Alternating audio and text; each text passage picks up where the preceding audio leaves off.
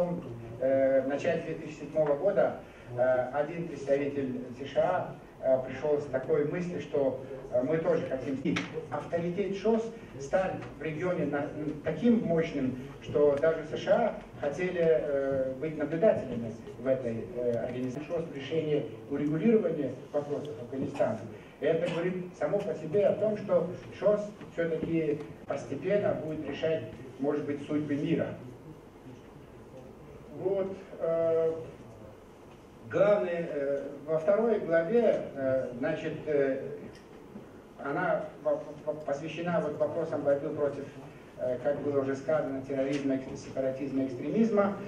И тут тоже на основе тех основных документов, которые были подписаны в рамках ШОС. Буквально вот вчера в Москве было задержано 250 членов ИДУ.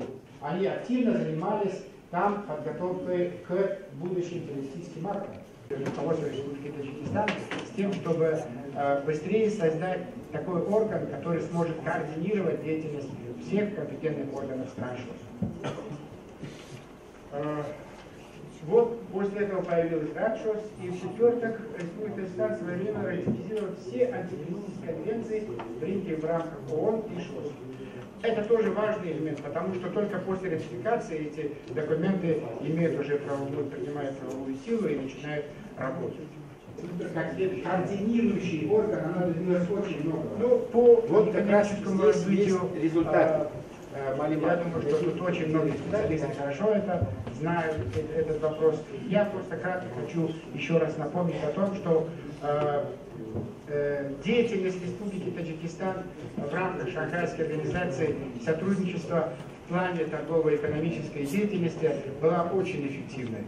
И здесь как Министерство экономики и торговли, как Торговая палата Республики Таджикистан очень активно в этом плане работали. И получилось так, что все-таки была создана комиссия.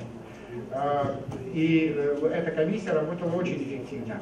Я почему говорю о комиссии? Потому что, смотрите, сначала в рамках ШОС была создана программа многостороннего сотрудничества в торгово-экономической области.